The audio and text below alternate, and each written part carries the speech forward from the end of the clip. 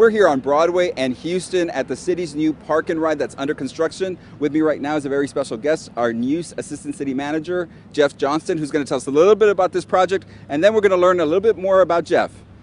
Well, Roy, thank you. What we're looking at right here behind us is the new park and ride facility, which is right now about 30 days or so from completion. What we'll have here is a facility that people from the city of McAllen, visitors to the city, can come park here and get on route number 4, which is one of our routes that's used most heavily for people that are doing shopping here in the downtown McAllen area. It'll be a great opportunity for them to let us do the driving, also get some of the congestion off the local streets. It's going to be a great deal. It's about a $250,000 project. About 80% of that is funded through federal funds. We're very excited, and like I said, about 30 days away from seeing a reality of this project right here next to us. And of course, this route takes you straight to the central station, which is downtown McAllen, and you can get any of the other routes if you want to stay in the city, but there's also other bus companies that take you across the valley. Absolutely. All kinds of things that you can do just going down to central station and then heading whichever direction you need, or getting what you want to at one of our many stores here downtown, coming right back to your car and heading back to wherever you're from. Well, thank you very much, Jeff. And let me tell you, Jeff is very new to the city of McAllen, so we wanted to ask him where he comes from, what's his experience, and what are some of the departments you oversee. So, Jeff, let me ask you, where do you come from and what do you oversee? Well, I'm from the city of Brownsville, originally born and raised down in Brownsville, so I'm here, a Valley native. Worked in the city of Brownsville for 16 years as part of the local government, spent several years in the Convention and Visitors Bureau before that. Then before that, I spent some time with the federal government working for the National Park Service. I was actually a park ranger in Yellowstone Park, of all places. So I've seen a lot of things, but had to hurry up and come back down here to the valley because I just love it down here.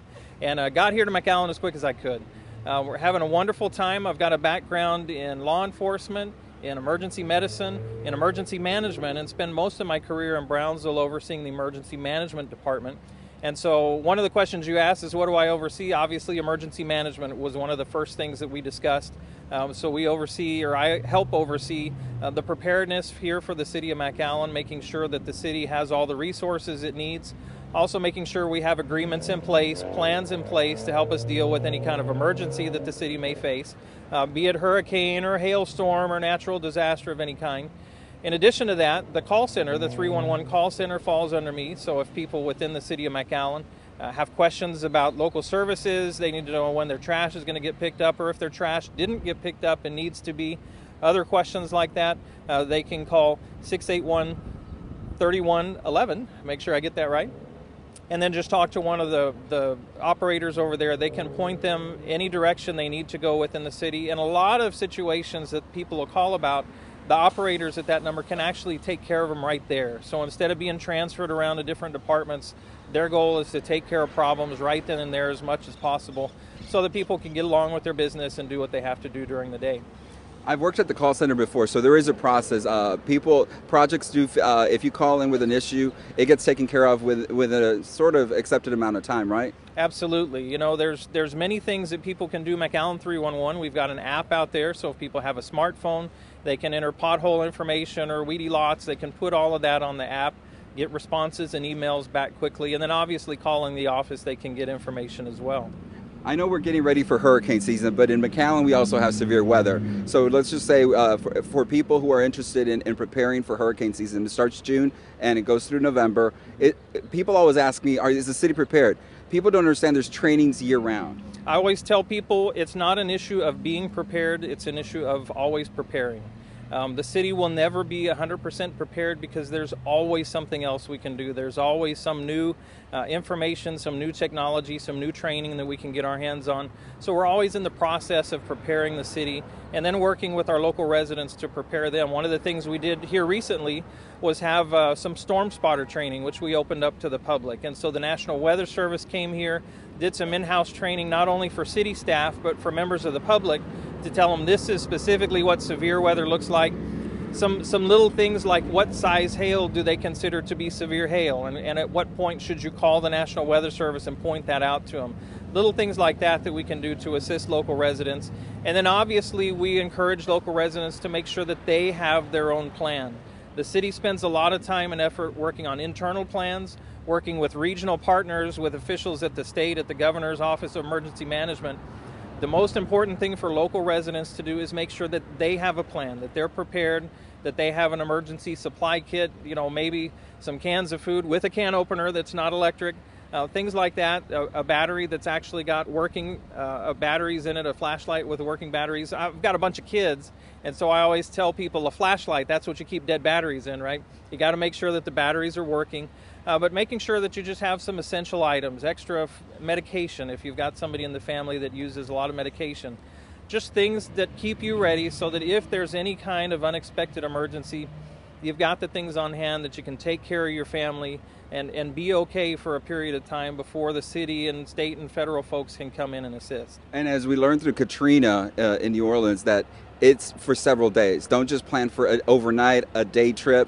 It could be for several days before the city is up and running completely to assist everyone. Absolutely, and one of the things people forget, Texas is a very large state, and so I have encouraged people throughout my career, remember that the Gulf Coast of Texas is a large coast, and we've all seen hurricanes that head one direction then turn a different direction. We've seen it many times in Texas history. So if you can imagine state and federal resources deploying and getting ready for a hurricane strike, what happens when the hurricane goes a different direction? It could take even a little bit longer for those resources to get to a local area, be it McAllen, be it Corpus. So the best thing for people to do is make sure that they're prepared, that they've done everything that they can to take care of themselves. Have elderly family members, make sure that they're taken care of. I always tell people, also, if you've got to evacuate, make sure that that cousin or brother or sister that lives in San Antonio, make sure you've sent them a Christmas present this year, because you might want to stay with them if you have to evacuate the area for some reason. But people should have a plan, know where they would go, know where all the important paperwork is, know where their passports are. All those things are important, and it's a good time right now to make sure that all those things are in place in your own home. Jeff, the city also has a good smart tool that we like to push out during hurricane season, and that's Code Red. You sort of want to talk about how the city sends advisories during an emergency situation to people who are registered, because there's a lot of people with cell phones that aren't registered. Absolutely. Just get on the city's website, McAllen.net, and Code Red is one of the systems that we use to get information out to people in a hurry. If we're going to be distributing sandbags, if we've got shelters that are open, if we've got major road closures, any major announcements like that that people need to know right away, all residents have to do is get on the website, register their mobile phone numbers, and we can put them on that list to broadcast information to them very quickly. It's a fabulous way to stay informed and make sure you've got the very latest information. And of course, the City of McAllen does not sell your phone number to any third party. We protect people's rights. Absolutely. And we only use it during emergencies, because I think a lot of people say, I don't register because they're going to call me all the time of day or night, and that's not true. No, it's not true at all. All we're concerned about is making sure we take care of our residents. We're going to go out of our way as much as possible to do that, and that's it. We don't sell the information. It doesn't go anywhere except to our system to help people in case of an emergency. One of the recent examples we used during the Christmas parade, we were going to be closing some roads here in the downtown area that we had not closed before because of the parade.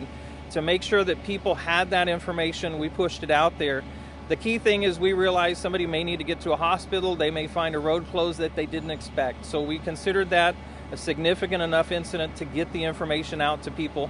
And so those that were using Code Red got an alert to tell them what roads were closed when they would be closed. It's a great way to get up-to-date information on emergency info here in the city of McAllen. Okay, if people want to get a hold of you for any kind of questions they may have, how can they find you? 681-1000, just call the main number here to the city of McAllen. If I'm here, I'll answer the phone quickly. If not, they'll get a message to me. I'll get back in touch with them just as soon as possible. But anything we can do, that I can do here in the city to help our residents, our business people, and also visitors to the city of McAllen, I'm happy to do it. Well, thank you very much, Jeff. And of course, obviously, he's going to be super busy because he has a hurricane conference coming up in April, and then you have the big hurricane season kicking off June 1st. And of course, we monitor all severe weather here with the City of McAllen, and you can watch us on MCN 17.12 or catch anything on McAllen.net. For the City of McAllen, I'm Roy Cantu.